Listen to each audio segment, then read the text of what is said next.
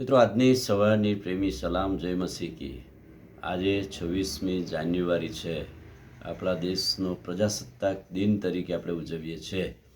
દેશના વિશ્વાસુ પ્રભુના લોક તરીકે, પ્રભુની મંડળી તરીકે આપણે આપણા દેશને વફાદાર રહેવું, આપણે આપણા દેશના નિયમો પાળવા અને પ્રભુના વચન અનુસાર દેશમાં રહેવું ને વિશ્વાસુપણાની પાછળ લાગવું. એટલા માટે આજે સવારે બે વચનો આજના સંદર્ભમાં મૂકવા માગું છું. પહેલું વચન ગીતશાસ્ત્ર અને તેનો 33મો અધ્યાય અને 12મું વચન. ગીતશાસ્ત્ર 33 અને 12. ત્યાં લખ્યું છે કે જે પ્રજાનો દેવ યહોવા છે અને જે લોકને તેણે પોતાના વારસાને સારું પસંદ કર્યા છે તેઓને ધન્ય છે. પ્રભુએ એના વારસાને સારું આપણને પસંદ કર્યા છે, પણ એથી વિશેષ પ્રભુએ આપણે એની પ્રજા બનાવી છે. પ્રભુએ એના ખાસ લોક બનાવ્યા છે. જે પ્રજાનો દેવ યહોવા છે, એટલે કે આપણે જે પ્રજા કે મંડળી છે તે આપણો પ્રભુ દેવ યહોવા છે. અને જે લોકને તેણે પોતાના વારસાને સારું પસંદ, જે લોક, પ્રજા અને લોક, અને ત્યાર પછી કર્યું છે કે પસંદ કર્યા છે.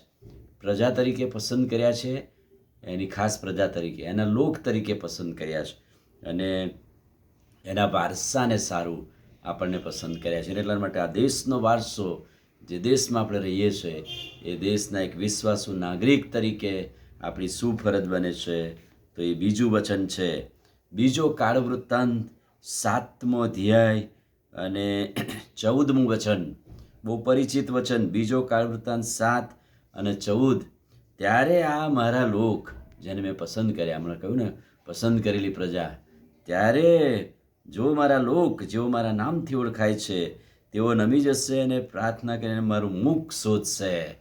પસંદ કરાયેલી પ્રજા, પસંદ કરાયેલા લોક, એના બાળકો પ્રભુની આગળ નમી જાય અને પ્રાર્થના કરે કટોકટીભરી પરિસ્થિતિમાં, અને દુષ્ટ માર્ગોથી ફરે અને કહે છે કે મારું મુખ શોધે, અને આકાશમાંથી એ સાંભળીને તેના પાપ માફ કરીને તેઓના દેશને હું સાજો કરીશ.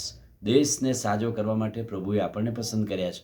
આપણે પ્રભુની આગળ પ્રાર્થનામાં નમીએ, આપણે આ દેશને કટોકટીભરી પરિસ્થિતિમાં એક ખ્રિસ્તી નાગરિક તરીકે, પસંદ કરાયેલી પ્રજા તરીકે, દેશના સાજાપણા માટે, દેશના ભલા માટે આપણે પ્રાર્થના કરવાની છે.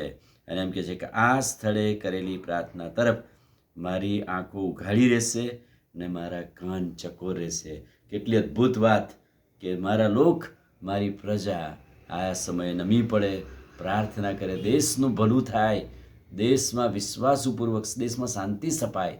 એટલા માટે કહે છે કે જો મારા લોક નમી પડે, જો મારા લોક પ્રાર્થના કરે, તો દેશમાં શાંતિ સ્થાપનાર ઈશ્વર છે. આજે 26મી જાન્યુઆરીએ બે વચન દ્વારા પ્રભુ આપણને યાદ દેવડાવે છે. આપણે પસંદ કરાયેલી પ્રજા છે, એના લોક છીએ, અને એટલે આપણને ધન્ય કહ્યું છે. પણ એની પ્રજા તરીકે પ્રભુએ આપણને વચન પણ આપ્યું છે કે જો મારા લોક નમી જાય, પ્રાર્થના કરે, તો હું એમનું સાંભળીશ. આમીન. પ્રાર્થના કરીએ. વાલા પ્રભુ, આજે સવારે તમારા અદ્ભુત પવિત્ર વચનને માટે આભાર. આજે 26મી જાન્યુઆરી અમારા દેશને પ્રજાસત્તાક દિનની ઉજવણી કરતા અમે ખ્રિસ્તી વ્યક્તિઓ તરીકે, પસંદ કરેલી પ્રજા તરીકે અમે અમારા દેશના ભલા માટે પ્રાર્થના કરીએ છીએ. પ્રભુ, દેશમાં શાંતિ સ્થાપો, સલામતી સ્થાપો, તમારો મહિમા પ્રગટ કરો. પ્રભુ ઈસુને લીધે અમે આ પ્રાર્થના કરીએ છીએ. સાંભળો ને માન્ય કરો. આમીન. God bless you.